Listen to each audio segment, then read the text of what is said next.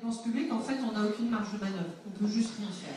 Et c'est vrai au niveau national, mais c'est vrai au niveau local. Pour avoir les marges de manœuvre qui permettent de faire des choses, eh bien, il faut baisser la dépense publique. Dans mon périmètre à Bordeaux Métropole, dans le développement économique, on a baissé de 30% en 3 ans. Ça ne nous a pas empêché de faire x11 en emploi en 3 ans. Et je crois que personne ne s'est plaint d'une baisse drastique de la dépense publique, simplement parce que, vous le savez, c'est votre métier. On sait faire avec moins de moyens et essayer de faire mieux. Et c'est ça la clé, c'est pas de se couper des bras des gens en disant on va plus construire de routes, on va plus faire de lycée, on va plus faire d'école. Non, non, non. On veut continuer à faire tout ça, on veut continuer à offrir un service public, mais on veut le faire à moindre coût.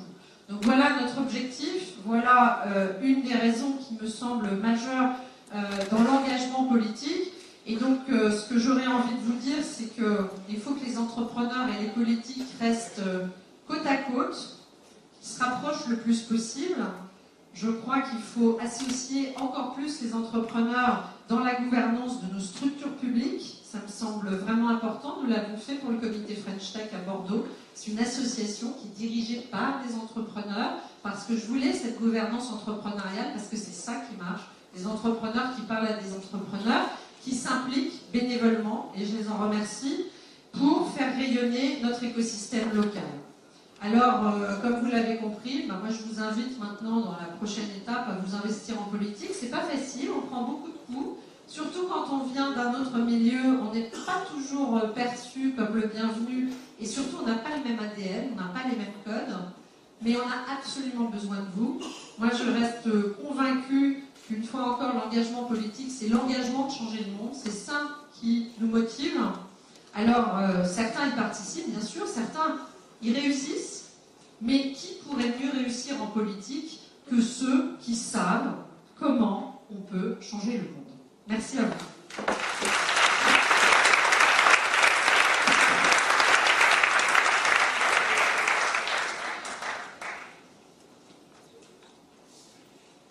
Bien voilà, et pour parrainer et ouvrir cette tribune particulière de clôture, j'invite Marie-Ange Guerramos à nous rejoindre, présidente de la Fédération française du bâtiment pour la Gironde. Merci de l'applaudir aussi.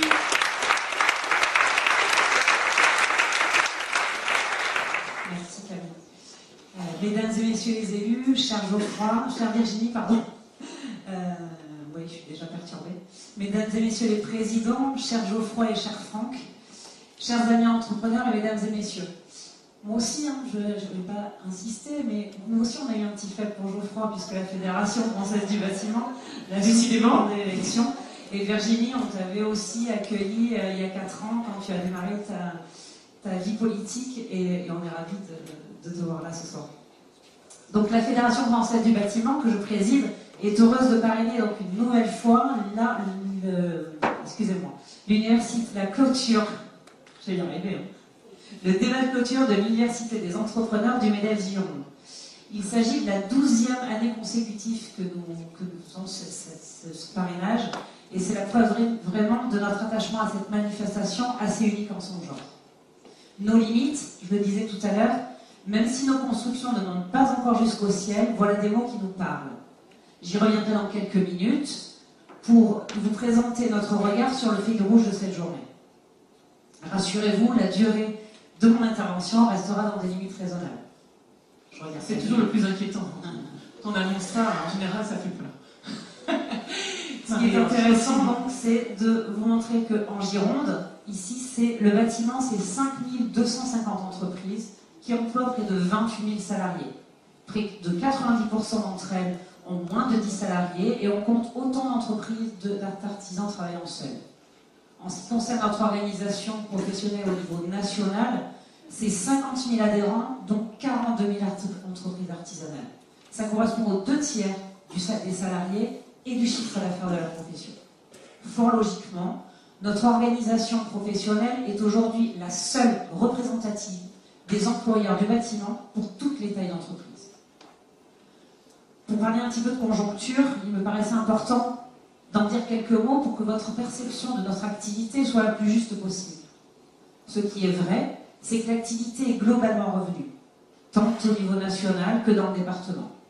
Le nombre de bruits sur le territoire de notre métropole ne doit cependant pas faire oublier que le bâtiment ne se limite pas à la construction de logements privés ou encore que la situation est la même dans tout le département une fois les portes de Bordeaux Métropole franchies.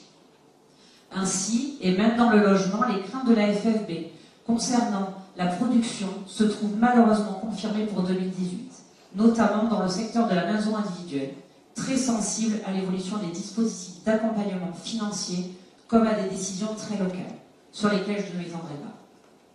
L'amélioration des chiffres de la production ne doit pas non plus occulter la faiblesse de nos marges et l'atonie des prix. Toutes nos entreprises mesurent, et certaines violemment, même en Gironde, même à Bordeaux. Des dispositions ont été prises notamment contre la fraude au détachement. Mais les offres de prix cassées restent quand même très présentes. C'est notamment le cas sur le marché du particulier. Je disais tout à l'heure qu'il y avait une grande partie d'artisans dans le bâtiment et on fait malheureusement face à une concurrence féroce et déloyale.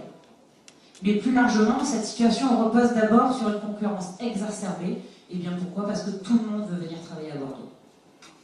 Pour autant, notre secteur table sur une création de 30 000 emplois nets en 2018. Sur ces 30 000 emplois, c'est 25 000 en CDI. Et nous avons déjà créé aussi 25 000 emplois en 2017. Tout ça, ça repose sur un modèle économique classique. Celui du patrimonial, de l'entreprise patrimoniale et du salariat. C'est peut-être vieux jeu, mais je crois que jusqu'ici, la France n'a pas trop eu à s'en plaindre. C'est d'ailleurs pour cette raison que nous avons pris l'initiative de signer fin juillet un protocole d'accord avec le ministère du Travail et celui du Logement en vue de former et de recruter 15 000 jeunes bâtisseurs sur les chantiers de rénovation urbaine. Comme beaucoup d'entre vous, nous avons un grand nombre d'offres d'emploi non satisfaites. C'est l'occasion pour nous de prendre nos responsabilités. Venons-en maintenant au thème de cette belle journée et aux réflexions que ça nous inspire en tant que représentants du bâtiment et bien évidemment entrepreneurs. Comme je le disais tout à l'heure, notre activité repose sur un modèle économique classique. Doit-on pour autant en tirer la conclusion que l'agilité, l'inventivité ou la volonté de repousser ses limites nous sont interdites? Ou que tout cela serait l'apanage exclusif du monde de la nouvelle économie? Ma réponse ne vous surprendra pas, c'est bien évidemment non. La diversité des entreprises qui nous composent, le nombre incroyable et souvent trop élevé de parties prenantes pour la réalisation d'un chantier, nous incite à une adaptation permanente à des conditions de travail changeantes par nature. S'il est possible, bien évidemment, de mettre en place une forme d'industrialisation en phase de préparation de chantier, il est difficile de pousser cette chose-là en exécution de travaux. Cela ne nous empêche pas, bien évidemment, de réfléchir à certaines méthodes. C'est d'ailleurs pour cette raison que nous poussons à la généralisation du lean management dans notre domaine. C'est une première manière très concrète de repousser nos limites. La deuxième voie possible pour repousser les limites, c'est de s'intéresser aux règles qui organisent notre profession. Je veux parler des DTU, autrement dit des règles de l'art, le code de la construction, mais aussi le code de l'urbanisme. Des centaines de pages d'indications extrêmement précises, qui ont parfois d'ailleurs été rédigées à notre initiative, car l'objectif est d'abord d'organiser et de protéger. Dans mon esprit, ce ne sont pas des gros mots. Là où cela devient problématique, c'est quand la machine s'emballe et que la règle du bon sens se transforme en carcan insupportable. Mais je me doute que ce n'est pas une exclusivité du bâtiment et que nous avons chacun nos boulets. En ce sens, nous soutenons fortement l'innovation que constitue le permis de faire, mise en place par la loi 4 en 2016. Il permet de déroger à certaines règles de construction dès lors que les objectifs visés par les dites règles sont atteints. Au départ expérimental, limité aux bâtiments publics et aux logements sociaux, ce dispositif vient d'être étendu. Il concernera maintenant tout le secteur privé et toutes les normes constructives. C'est une demande de la FFB qui a été entendue par le gouvernement et il fallait le souligner. On passe donc d'une culture de la règle à une culture de l'objectif. Voilà une véritable avancée, et je note d'ailleurs que nous pourrons en faire une traduction locale très concrète. En effet, le PA Euratlantique, que connaît bien Virginie, a lancé récemment un appel à manifestation d'intérêt en ce sens. J'ai cru comprendre, en tout cas, que l'objectif visé était un dépôt des premiers permis construire au premier trimestre 2019. Souhaitons que ce soit l'occasion de montrer que le monde girondin de la construction est capable de repousser ses limites, pas seulement à son propre bénéfice, mais aussi pour toute notre collectivité. Ce sera mon conclusion. Je vous remercie pour votre écoute et vive l'entreprise.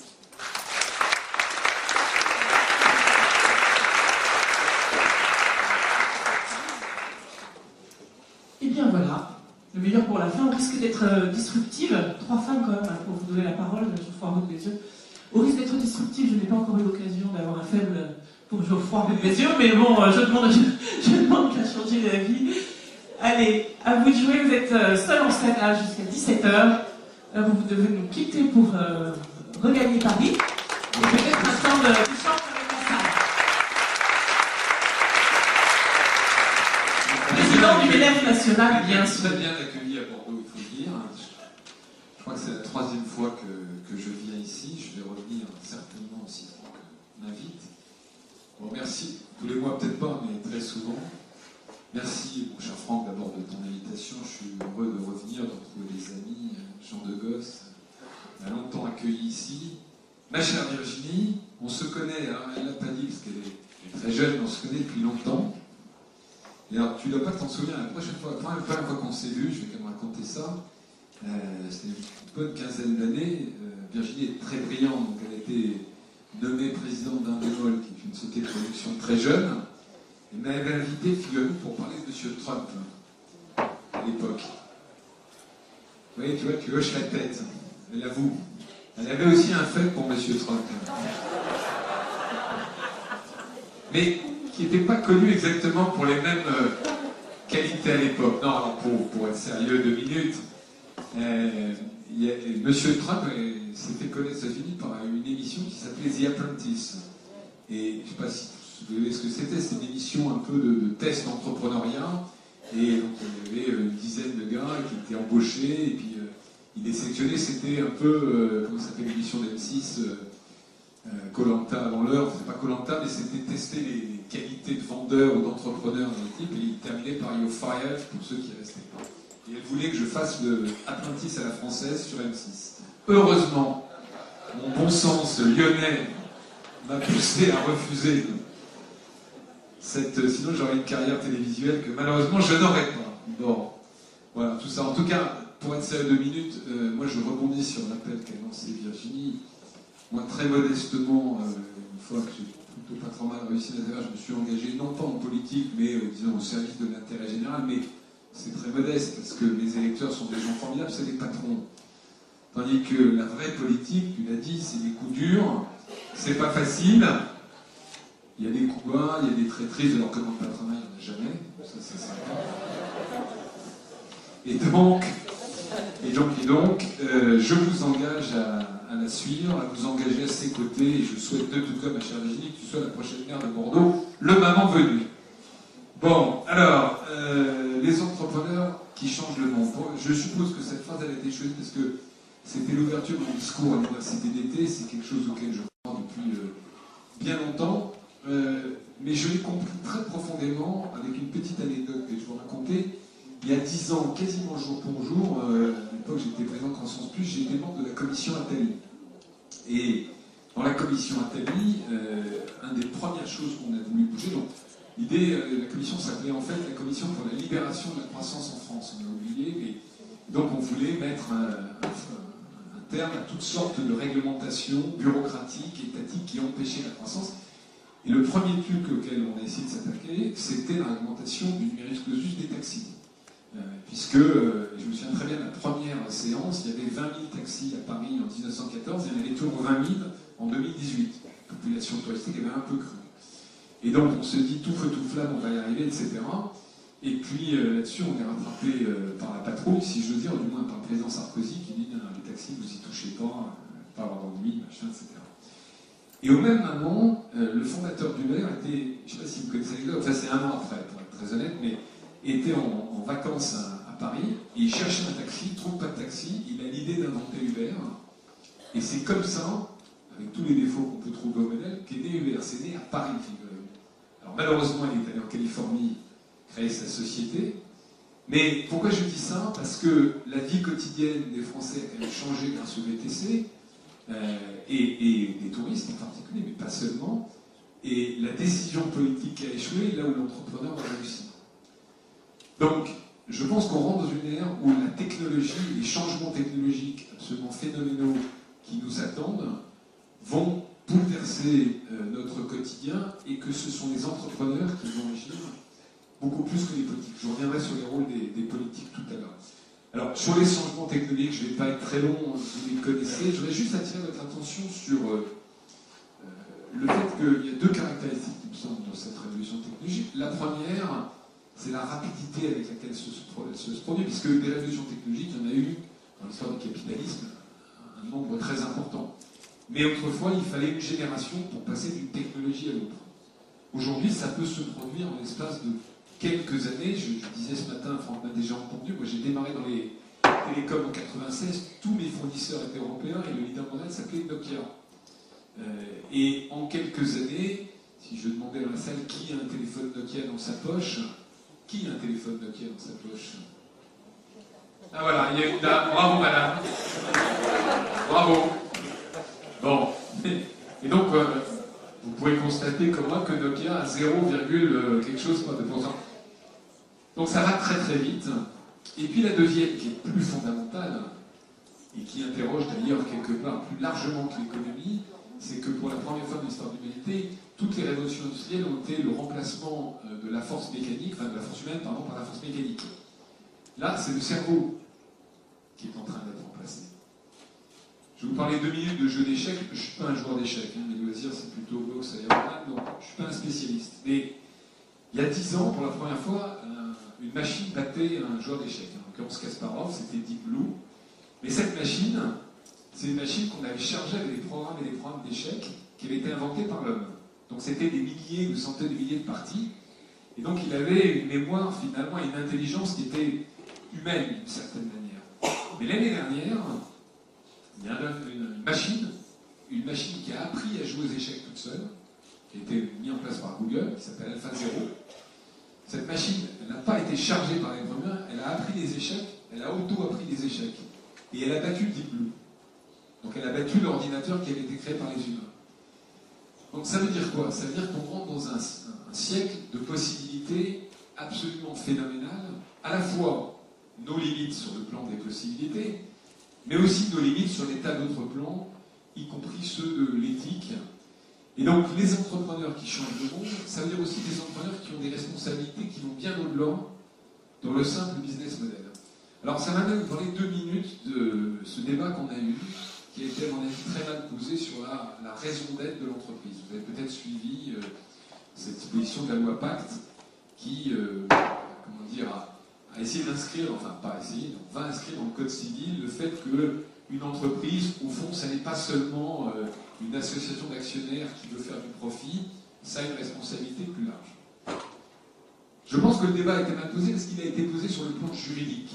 On a dit est-ce qu'il faut mettre dans le code civil ou pas qu'une entreprise, c'est pas simplement une association d'actionnaires qui fait du profit, ça a une responsabilité plus large. Évidemment, et tous on le sait, que quand on est entrepreneur, on ne se lève pas le matin simplement pour faire un peu plus d'argent que le mois dernier, ou la semaine dernière, ou l'année d'avant. Évidemment que tous les entrepreneurs, ils veulent changer le monde à leur échelle. Et plus on est en prise avec ces changements, plus notre responsabilité évolue.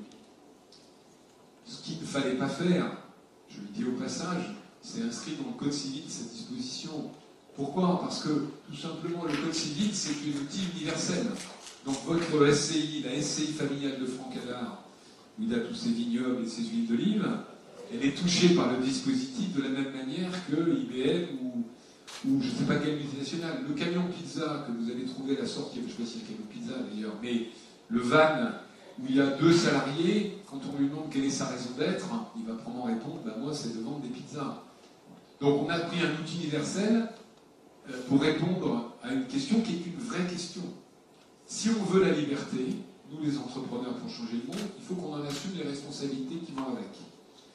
Et donc je crois que le siècle qui s'ouvre, c'est un siècle où on aura à associer liberté et responsabilité.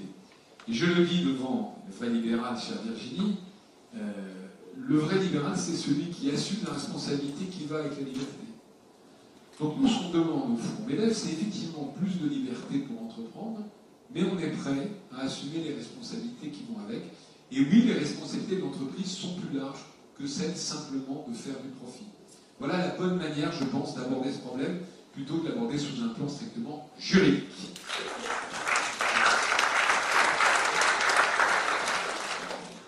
Alors, un mot peut-être, il y a une partie de questions-réponses, donc je ne vais pas être trop long. Un mot sur le rôle des politiques, parce que finalement, si c'est des entrepreneurs qui changent le monde, à quoi servent les politiques?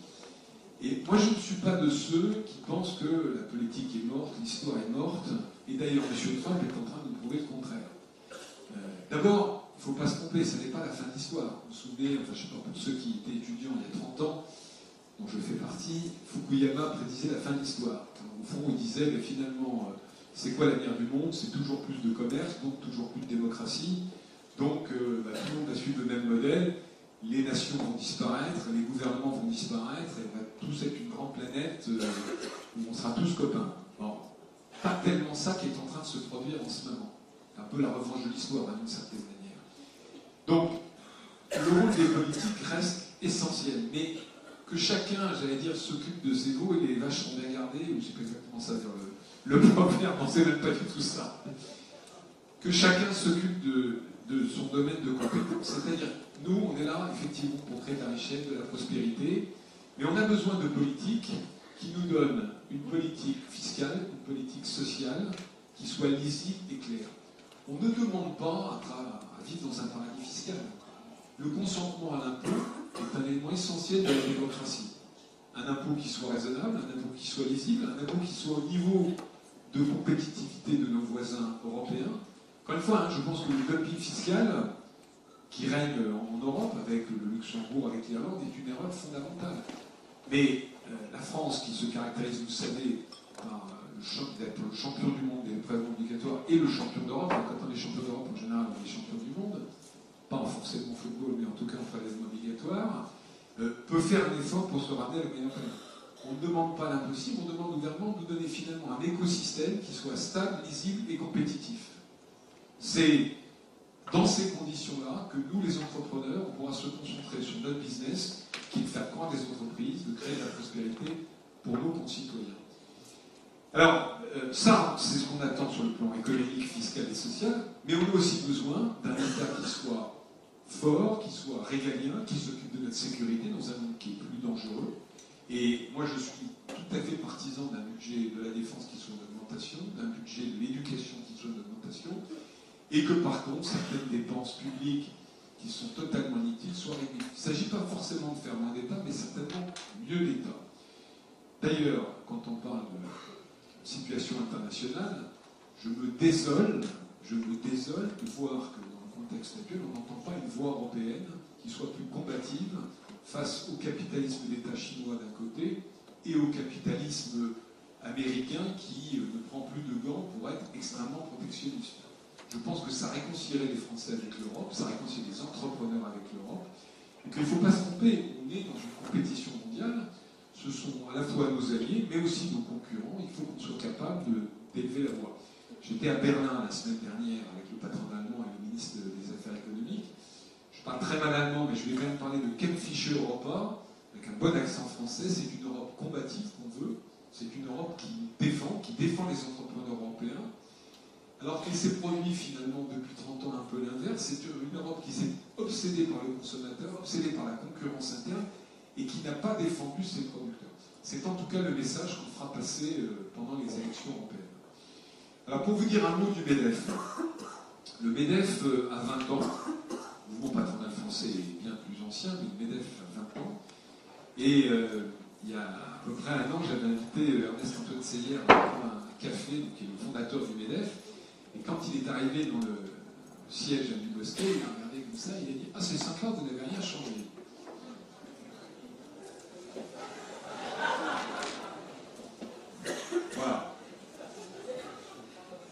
Tout est dit. Donc il faut tout changer. Alors il faut tout changer. C'est une association, donc il faut faire ça avec consensus, il faut faire ça petit à petit, mais il faut le faire. Alors on a commencé par un simple chose, on a commencé par un truc tout bête, c'est la parité. Bon, le monde français politique a fait des progrès, le monde patronal est très en retard. Je donne juste un chiffre, hein. 25% des entreprises françaises de plus de 5 salariés, je crois, sont dirigées par des femmes. Et sur les 120 MEDEF territoriaux, j'ai 13, donc ça fait presque 10% de patronnes de territoire. Donc nous, on a un gros progrès à faire. Au conseil exécutif, mon cher Franck, tu le sais, on n'est pas bon. Donc on a créé 14 commissions, qui est un peu l'équivalent du gouvernement MEDEF. On a mis à chaque fois un homme et une femme de façon à respecter la parité. Et moi, je me suis engagé à chaque fois. Alors, c'est évidemment pas ça qui va changer tout, mais c'est déjà un premier pas vers une forme de, j'allais dire, de modernisation de l'organisation. On a aussi envie d'avoir un MEDEF qui se projette vers l'avenir. On est historiquement dans les combats. Quand vous êtes dans les combats, vous êtes d'abord uniquement dans le quotidien, vous êtes toujours dans le défensif, pas dans l'offensif. Dans un monde qui se transforme, il faut qu'on soit capable de faire des propositions. Donc on a créé 3 commissions, sans être trop technique, une qui s'appelle Transition écologique et économique. Alors ça ne nous a pas échappé que le ministère de M. Hulot s'appelle Transition écologique et solidaire. Nous, la transition écologique, on y est favorable. Avant d'être des entrepreneurs, on est des citoyens, on est des parents, donc on est totalement conscient de l'urgence climatique de la planète. On veut simplement que cette transition, elle soit menée par les entreprises en ayant en tête que ce sont les entreprises qui ont la solution au changement climatique et elles ne sont pas le problème, elles sont la solution. Mais on sera moteur sur ce sujet-là. Un mot, ça me permet de dire un mot sur le sujet des prix à la pompe, de toute la polémique autour du diesel. Et au risque de peut-être surprendre certains d'entre vous, moi je suis favorable à la fiscalité écologique, avec 2 conditions. La première, c'est que à chaque fois qu'on augmente un impôt, on crée un impôt écologique, on baisse un impôt ailleurs, parce que le taux évidemment des prélèvements obligatoires est arrivé à un niveau insupportable en France. Et la deuxième, c'est qu'on ait une visibilité sur plusieurs années. C'est-à-dire que finalement, l'entreprise, c'est un être darwinien, il s'adapte à tout. Et c'est ce qu'on fait toute la journée aux entreprises. Franck, tu disais ce matin, on a commencé par les coupons, puis le Minitel, puis Internet. On passe 100 ans à adapter nos modèles. Et donc, on doit pouvoir s'adapter à cette transition, on doit pouvoir être moteur, mais à condition que les gouvernements successifs ne changent pas les règles tous les ans. Donc, transition écologique et économique. La deuxième commission s'appelle Mutation technologique et impact sociétal. Elle va s'occuper de quoi? Elle va s'occuper non pas de faire des révolutions sur l'intelligence artificielle ou sur les algorithmes, ce n'est pas notre job, d'essayer d'imaginer les conséquences sur l'emploi, sur l'organisation du travail, même sur les contrats de travail, sur la sociologie des entreprises, de toutes ces mutations. C'est notre rôle d'être en avant-garde, de proposer des solutions, d'imaginer l'avenir.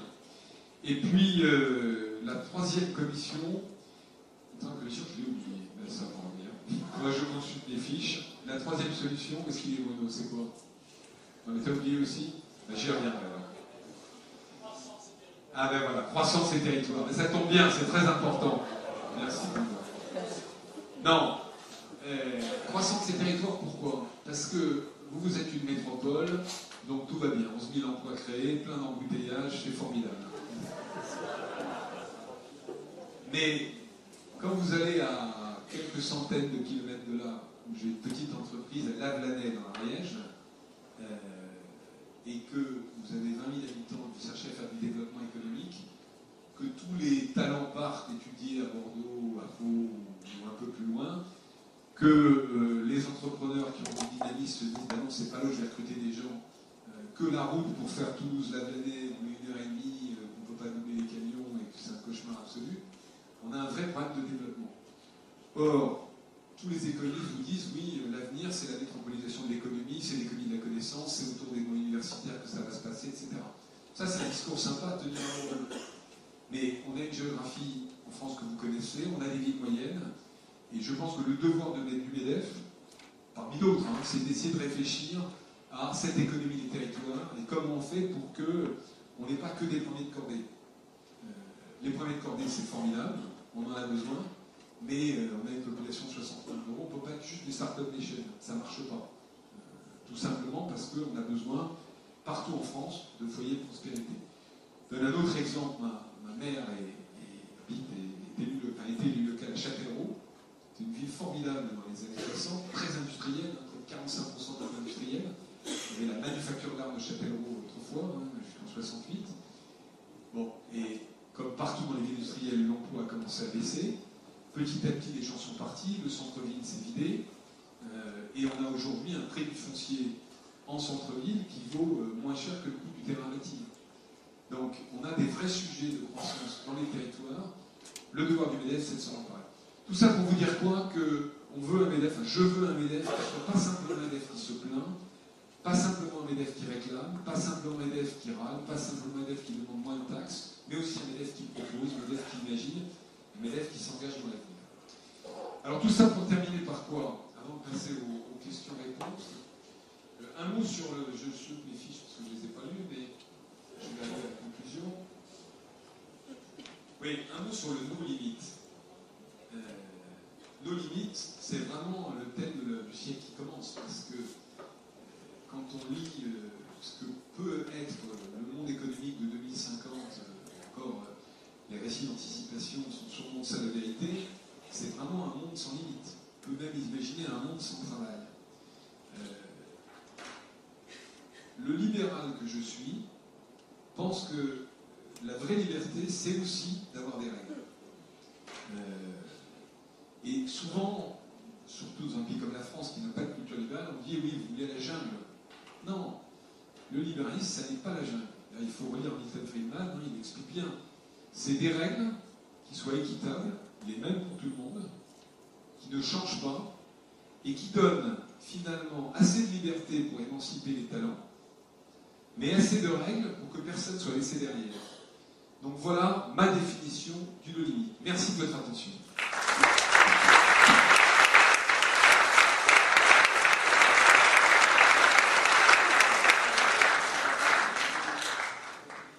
Voilà, donc maintenant, qu'est-ce qui se passe? Je subis les questions. Voilà. Je suis sûr qu'elles sont préparées, truquées à l'avance.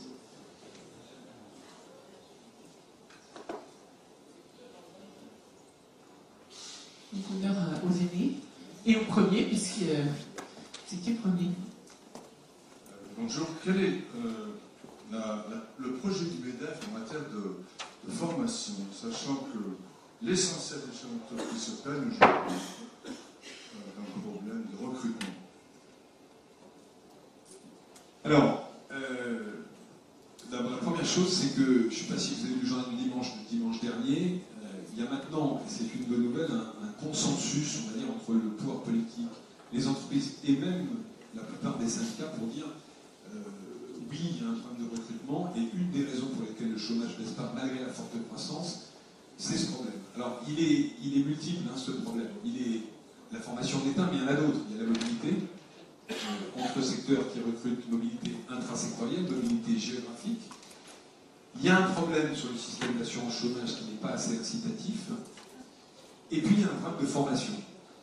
Le gouvernement a passé une loi formation. Alors, c'est vrai que ce n'est pas la première réforme du système de formation, mais celle-là me paraît très pertinente parce qu'elle donne, pour l'essentiel, les clés du système aux entreprises.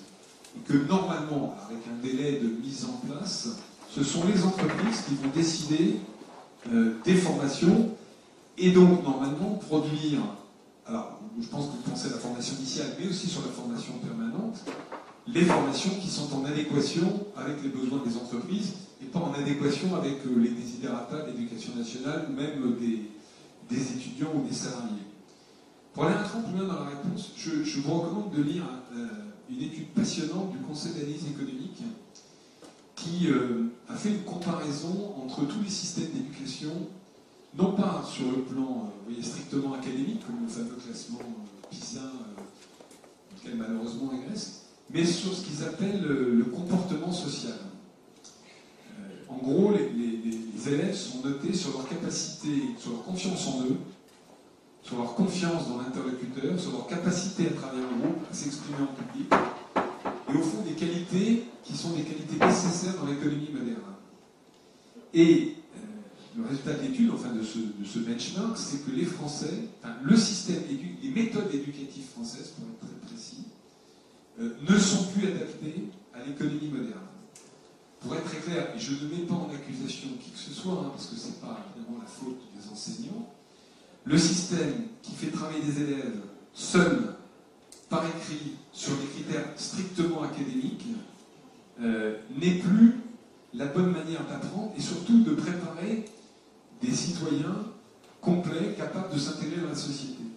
Alors c'est un sujet très large, qui dépasse largement le MEDEF, et qui est assez délicat parce que quand les patrons donnent des leçons aux enseignants, c'est pas forcément bien pris. Mais il n'empêche, si, en fait, il y a une autre manière de dire, hein, il y a le problème des compétences techniques. Cela est probablement plus facile à résoudre. Si on manque de transporteurs routiers, si on manque d'ajusteurs, ou si on manque d'apprentis bouchers, il faut qu'on essaye de matcher l'offre et la demande. Mais il y a un problème plus fondamental sur la manière dont on apprend en France et sur la manière dont les élèves français ont confiance et qui rejaillit sur leur capacité à s'intégrer à l'entreprise. Et ça, évidemment, c'est un chantier de beaucoup plus long terme. Excusez-moi, je ne suis pas d'accord avec vous. Vous voyez, c'est la formation. Mais c'est pas moi qui le dis, hein, c'est le Conseil d'analyse économique. J'entends, mais même, vous voyez, j'ai fait de la formation. Je vais vous donner un micro. Voilà. Soit je vous donne un micro, soit vous levez, pas au moins. Je me présente, je suis M. Roch et je fais de la On va formation. vous donner un micro parce qu'on n'entend rien. Toi, tu voulais du débat. J'arrive, mais je ne vole pas encore.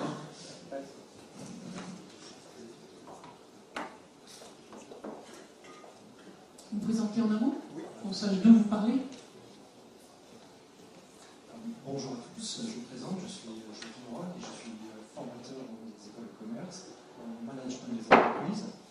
Et je suis très surpris de ce que vous dites parce qu'aujourd'hui, on ne forme plus du tout les étudiants et les élèves de la manière dont on les présenter. On les présente notamment en forme projet, on les forme on les met en situation professionnelle et on conjugue le comportement avec la théorie. Donc, au contraire, on développe plutôt les qualités humaines pour mieux les préparer à intégrer le monde professionnel. Donc, Difficile à entendre. pour moi, c'est très difficile à entendre parce que moi, déjà, je suis comme vous. Hein, moi, j'ai fait cette école ici. Évidemment, je viens du monde de l'entreprise classique. J'ai fait mes études par mode d'apprentissage. Je suis allé très loin. Et en fait, c'est des valeurs que j'ai vécues avec mes étudiants. Donc, et aujourd'hui, que ce soit l'éducation, j'ai voulu dans plusieurs centres de formation, que ce soit l'éducation nationale, des écoles privées, des écoles de commerce de Royan, aujourd'hui, excusez-moi monsieur, j'apporte une information complémentaire sur lequel nos étudiants aujourd'hui et nos futurs citoyens qui vont intégrer nos futurs professionnels, on travaille dans nos projets aujourd'hui. Et on conjugue, enfin... Je suis sûr que vous le faites, vous. Je dis juste, et je vous invite à lire ce rapport, hein, qui est un rapport fait par le Conseil des économies, donc c'est pas le MEDEF. C'est des gens extrêmement sérieux, qui ont beaucoup travaillé, c'est un benchmark international. Vous voyez, donc c'est pas moi qui le dis. Donc ça mérite quand même de le regarder avant de le critiquer. Je ne le critique pas, Voilà. non, mais justement, ce genre d'information, c'est pas possible, en fait, c'est pas entendable, c'est pas audible, enfin, parce qu'aujourd'hui, ça ne fonctionne pas du tout comme ça. Merci beaucoup. Peut-être à différencier l'enseignement supérieur aussi, certaines formes d'enseignement supérieur de l'enseignement primaire, secondaire. Et on sait que plus ça prend jeune, plus ça formate. Hein. Donc, d'autres questions? Alors, il y avait François, voilà. Comme j'ai le micro, bonjour. Alors, nous sommes réunis aujourd'hui au MEDEF Gironde. Donc 80% des adhérents comptent moins de 50 salariés. On est bien loin de l'image du MEDEF national qui est soi-disant défend les intérêts du grand capital et des gros côtés. Voilà, moi j'aurais aimé savoir lors de votre présidence ce que vous avez comme programme pour essayer d'infléchir cette image et peut-être d'infléchir aussi l'image du MEDEF national. Alors d'abord quelques faits. L'adhérent moyen... La question remporte de l'adhésion en tout cas. L'adhérent moyen du MEDEF, c'est 47 salariés. Donc, quelle que soit le fédération et territoire compris. Donc, cette image, elle est fausse. Elle est durablement fausse. Bon, elle existe. Alors après, si vous voulez, moi je pense que l'image c'est une conséquence d'un certain nombre de pratiques, de postures qui ont été prises, et elle ne peut changer qu'au fil du temps.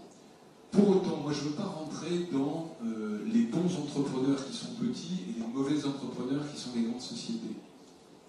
Je pense que c'est la très mauvaise manière de défendre l'entreprise. Que certains comportements soient condamnables, je ne le nie pas.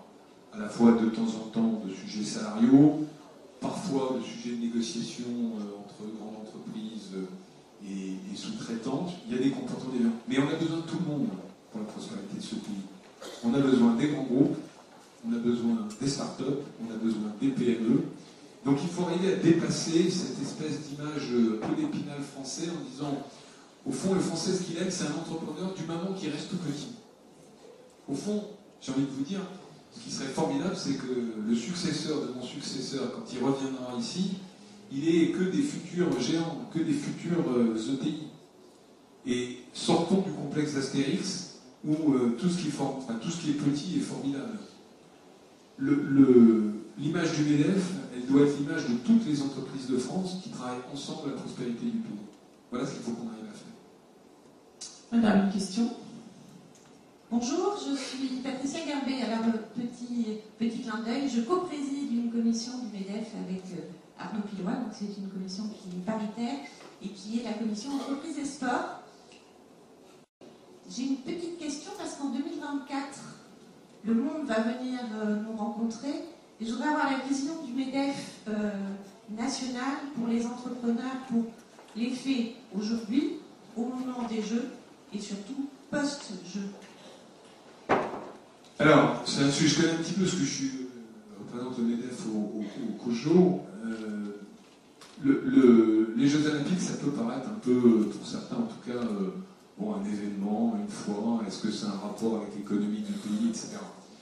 En réalité, oui, parce que toutes les études montrent que quand un pays gagne les Olympiques d'abord, prépare la compétition, se prépare à accueillir des visiteurs du monde entier, des centaines de millions de visiteurs, à accueillir des milliards de téléspectateurs, ça crée une tension positive dans le pays, une tension compétitive dans le pays qui fait qu'il y a des points de croissance qui sont générés. Ça a été l'effet absolument formidable pour les Anglais, qui ont enchaîné 10 ans de croissance entre le moment où ils gagnent les Olympiques en 2008, ou avant ça 2006, et les JO de 2012. Moi, ce que j'essaie de pousser dans cette idée, c'est que les JO, c'est pas seulement un moment de sport, c'est une vitrine de la France. Une vitrine de ses infrastructures, une vitrine de son attrait touristique, mais aussi, j'ai beaucoup insisté là-dessus, une vitrine de sa technologie. Le sport, c'est aussi une vitrine de technologie, et il y a quelquefois une tendance dans ce pays à vouloir présenter la France d'Amélie Poulain. C'est formidable, mais il y a un petit côté, et d'ailleurs quelquefois les étrangers nous aiment comme ça, hein.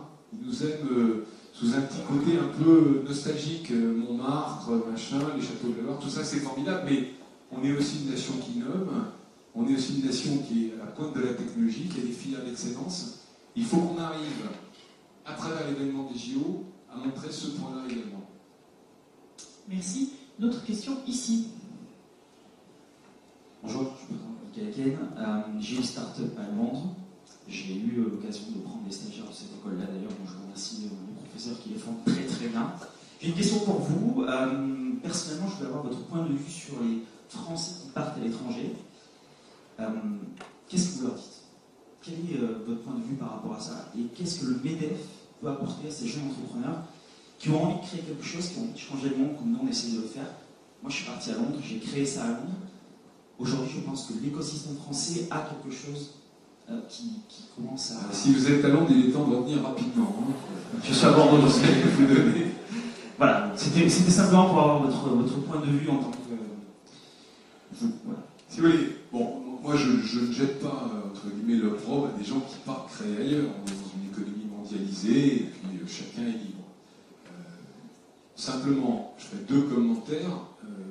On est dans un pays qui donne beaucoup à ses citoyens. C'est pour ça qu'on paye beaucoup d'impôts. Peut-être un peu trop. On a une éducation qui est quasi gratuite. On a des transports qui sont quasi gratuits, des infrastructures quasi gratuites. Là où je suis un peu gêné, c'est de voir souvent les gens qui ont bénéficié de tout ce système partir à l'étranger et, j'allais dire, prendre le meilleur des deux, c'est-à-dire l'écosystème californien ou anglais, et puis toute l'éducation à la française. Donc je leur dis, revenez, allez passer quelques années, effectivement, à vous former, à apprendre, etc. Vous savez qu'il y a 60 000 ingénieurs français dans la Silicon Valley, mais revenez. Moi j'ai participé de loin à une campagne qui s'appelle Reviens Léon, je ne sais pas si vous l'avez entendu parler, ça a été monté par Fred Mazzella, qui est le fondateur de Blablacar. Ça vient de cette vieille publicité, mais alors les jeunes ne s'en souviendront pas, pour Panzani qui disait Reviens Léon, j'ai les mêmes à la maison. Voilà. Donc ça, mais ça c'est la culture des années 80, donc c'est peut-être un peu difficile pour certains d'entre vous. Mais en gros, je trouve que c'est le moment de revenir en France, que objectivement, autant l'écosystème, quand on est une entreprise d'une certaine taille, est très compliqué, autant créer son entreprise en France, c'est facile. Le coût des ingénieurs, avec le crédit d'auto-recherche et tous les dispositifs fiscaux, est assez compétitif. La qualité des ingénieurs est bonne, enfin, des étudiants en général est bonne. Et là, je peux vous parler à titre personnel. Moi, je suis investisseur dans la tech bien avant que ça existe chez Team. On a été le premier investisseur dans Blablacar en 2009. À l'époque, personne n'y croyait beaucoup. C'est vraiment un écosystème qui fonctionne. C'est pas avec ça qu'on va faire complètement changer la France, mais en tout cas, venir créer sa start-up, développer sa start-up en France, c'est possible, c'est bien, et d'une certaine manière, ça contribue à la prospérité de son pays. Encore une question ici. Samir Rachid, étudiant à Cage Bordeaux, moi l'étudiant de Cage qui prend la parole. Je voudrais rebondir par rapport à ce qu'a dit le... Parlez bien dans le micro. L'encadrant. Vous avez dit 2 fois le mot formation. Monsieur l'encadrant. Monsieur le professeur Cage, c'est à vous qu'on s'adresse. Vous avez dit 2 fois le mot formation quand vous avez pris la parole. Moi je ne suis pas d'accord avec vous, je préfère utiliser le mot encadrer.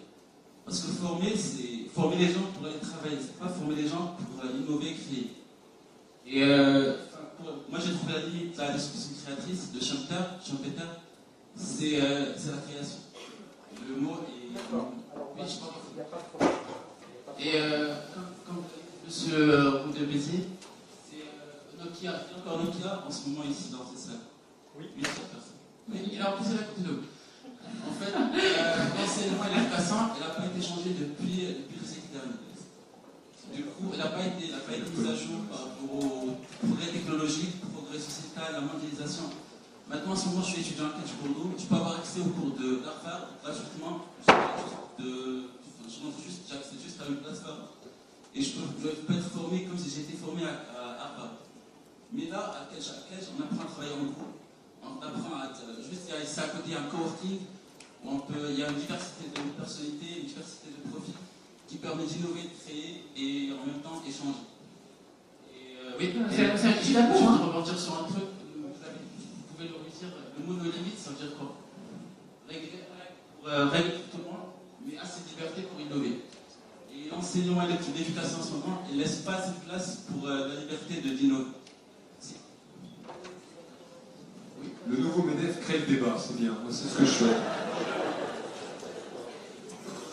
Virginie, non, pardon.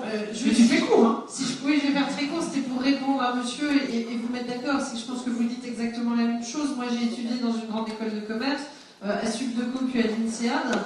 On est justement dans l'enseignement en projet, en mode projet, en groupe, en développement de cas concrets. Les étudiants font tous des stages dans les entreprises. C'est sans doute les écoles qui finalement forment le plus aujourd'hui à des débouchés concrets.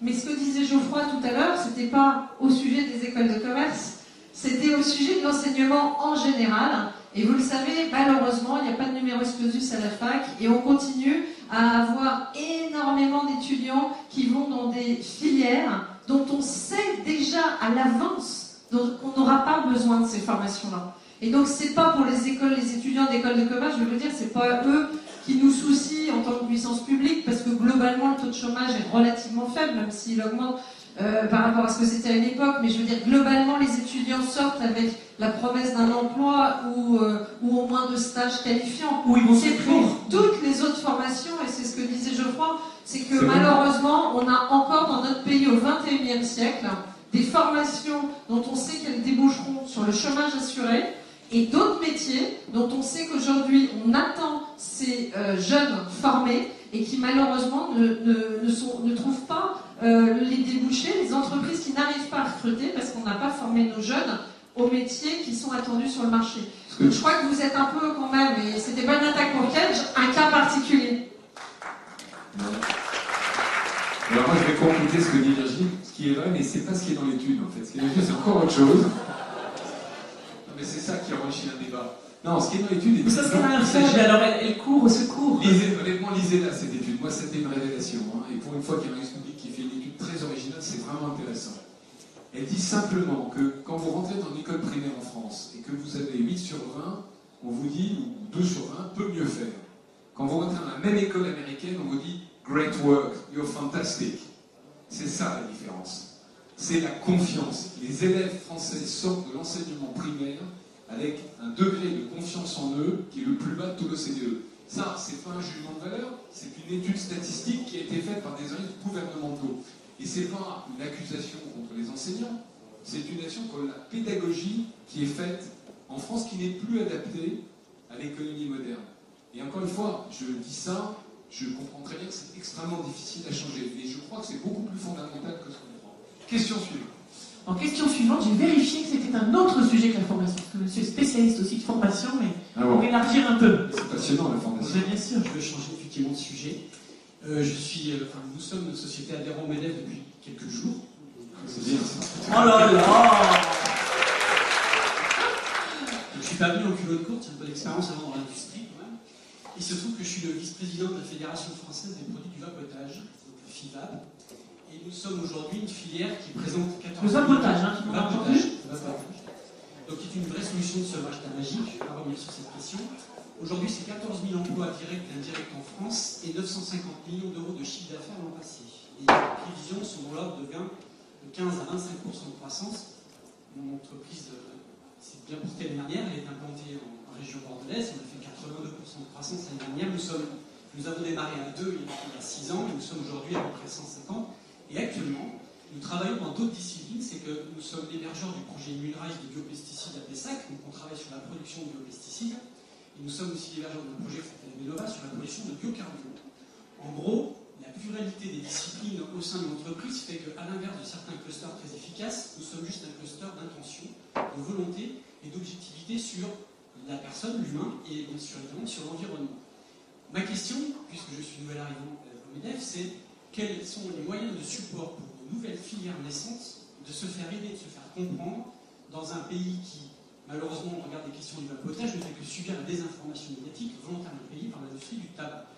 Sur ce message-là, je connais bien ça parce que ça fait 6 ans que je fais du lobbying, du contre-lobbying, pour essayer d'expliquer et de faire de la pédagogie. Ma question, comment puis-je m'appuyer sur le MEDEF pour faire reconnaître cette filière? La France est le premier pays au monde à avoir normalisé les produits du vapotage dès 2015. Elle est présidente du comité de normalisation au SEN sur les questions du vapotage. Et pour finir, elle est présidente du comité ISO sur les produits du vapotage. La France excelle dans ce domaine, c'est le pays leader dans le développement des produits du vapotage au monde. Voilà, donc on a un petit brief sur le secteur en question. C'était pas une question prévue, hein, je vous le dis tout de suite. Non, mais c'est une question, elle vient de Mais heureusement qu'il y en a quand même. Non, je vais vous faire une réponse un peu facile, mais mon ami Franck Heller... Non, je plaisante. Non, écoutez, je vais vous faire une réponse franche et directe. Le rôle du MEDEF, en tout cas le rôle du MEDEF national, ça n'est pas de défendre une industrie particulière.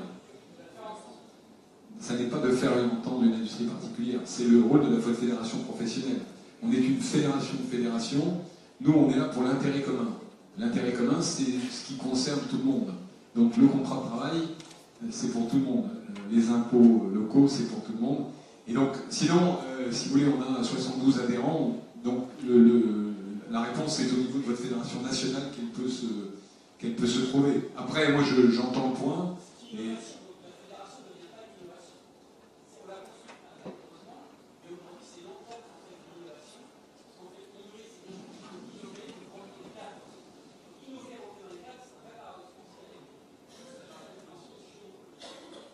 J'entends. Innover et rentrer dans les cadres. C'est l'équation à résoudre en permanence. Alors on arrive à... question ou pas? Alors, j'en sais rien moi. une question. Une dernière question, et puis ensuite vous conclurez, parce qu'il vous reste 5 minutes avant de partir, pour rattraper le train.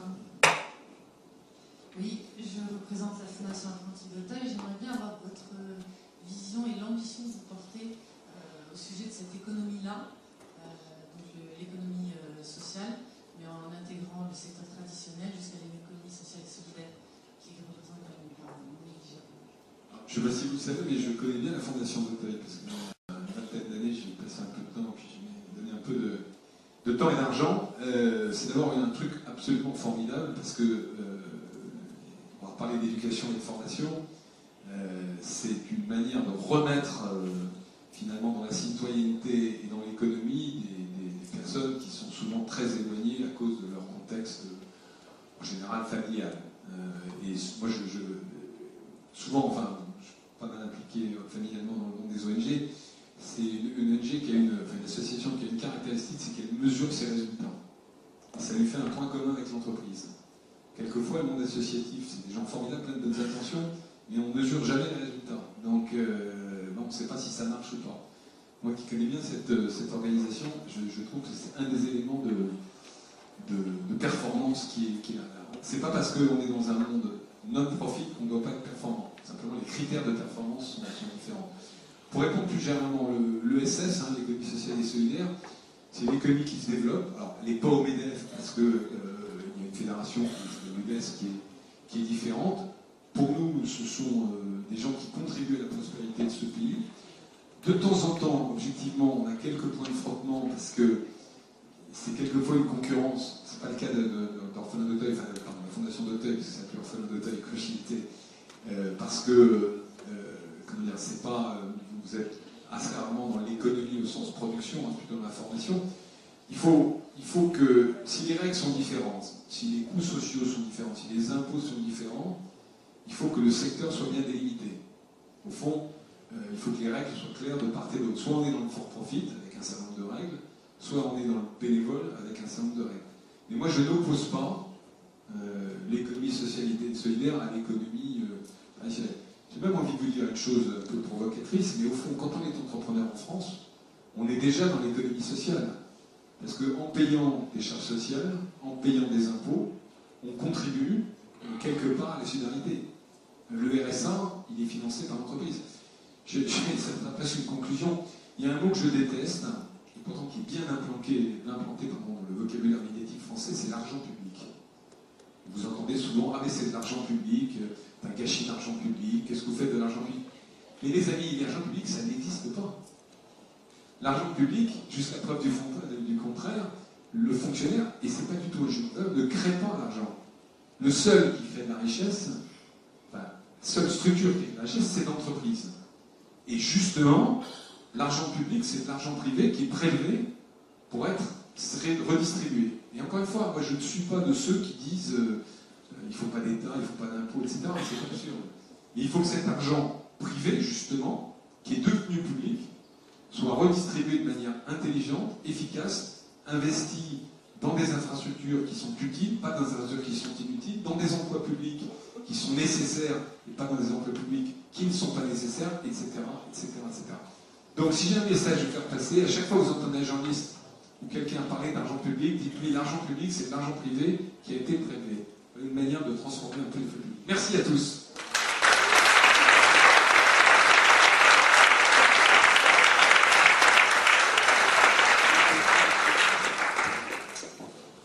Bon, j'ai presque un faible maintenant pour que je forme une passion.